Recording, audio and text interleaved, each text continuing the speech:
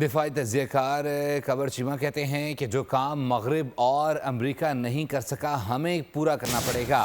افغانستان میں موجود آخری دہشت گرد کے خاتمے تک ہمیں جنگ لڑنی پڑے گی اور کوئی آپشن نہیں بچا۔ انہوں نے مزید کہا کہ افغان طالبان آج بھی القاعدہ کو سپورٹ کرتے ہیں۔ افغانستان سے مسلسل پاکستان میں دہشت گردی ہو رہی ہے۔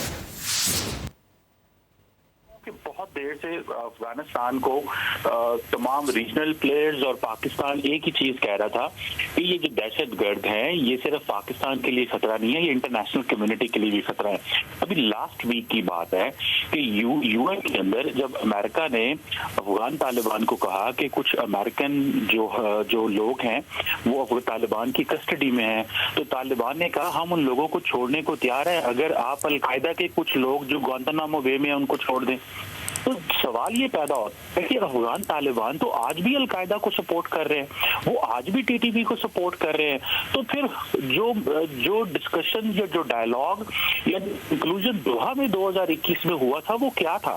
مطلب یو این کے اندر بیٹھ کے امریکہ کے ساتھ مذاکرات کرتے ہوئے آج بھی القاعدہ کے جو لوگ ہیں ان کو افغان طالبان ڈیمانڈ کر رہے ہیں، اور وہ اس القاعدہ کے بندے کی ڈیمانڈ امریکہ سے کی جا رہی ہے جو کوریئر سروس دیتا رہا اسامہ بن لادن کو۔ تو میں سمجھتا ہوں کہ جو کام امریکہ اور دنیا کے باقی ممالک چھوڑ کے چلے گئے ہیں مجھے لگتا ہے وہ پاکستان کو کمپلیٹ کرنا پڑے گا۔ آج افغانستان اتنا ہی خطرناک ہے جتنا 2002 میں تھا، جتنا جب امریکہ نے اور اتحادی فوجوں نے افغانستان پہ حملہ کیا تھا کہ یہاں پہ القاعدہ اور دہشت گرد جماعتیں ہیں، آج افغانستان اتنا ہی خطرناک ہے۔ افغانستان کا ڈینجرس ہونے میں یا وہ کوئی کمی نہیں آئی، لیکن دنیا جو ہے اب وہ انگیج کرنا چاہتی ہے کہ ہم بیسیکلی تو یہ آپ رینسم دیتے ہیں افغان طالبان کو، یہ دنیا کے جو ممالک بھی ان سے ڈیل کر رہے ہیں وہ تو ان سے بھتہ دے رہے ہیں ان کو، وہ تو ان کو کہتے ہیں ٹھیک ہے جی ہم آپ کو یہ آپ کی ہیومینیٹیرین سپورٹ کر دیتے ہیں، یہ آپ کے ساتھ تھوڑا کاروبار کر لیتے ہیں، تو آپ ایسے کریں کہ یہ دہشت گرد جماعتوں کے رخ ہماری طرف نہ کریں۔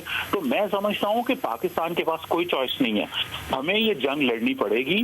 ہمیں ان لوگوں کو ایلیمینیٹ کرنا پڑے گا، اور آخری دہشت گرد تک یہ افغان طالبان کو اس چیز کی سمجھ ہونی چاہیے کہ افغانستان میں آخری دہشت گرد تک پاکستان جو ہے وہ اپنی کارروائیاں جاری رکھنی چاہیے۔ اس کی وجہ یہ ہے کہ دیکھیں یہ سوال ہی پیدا نہیں ہوتا کہ کسی پاکستانی کی شہادت ہو یا کسی پاکستانی کو اس لیے شہید کر دیا جائے، کسی فوجی کو، کسی جوان کو، کسی خاتون کو، کسی بچے کو، کسی اسٹوڈنٹ کو اس وجہ سے شہید کر دیا جائے کہ افغانستان کے اندر جی انہوں نے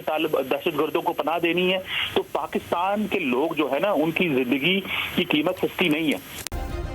سبسکرائب کریں اور بیل دبائیں تاکہ کوئی خبر رہ نہ جائے۔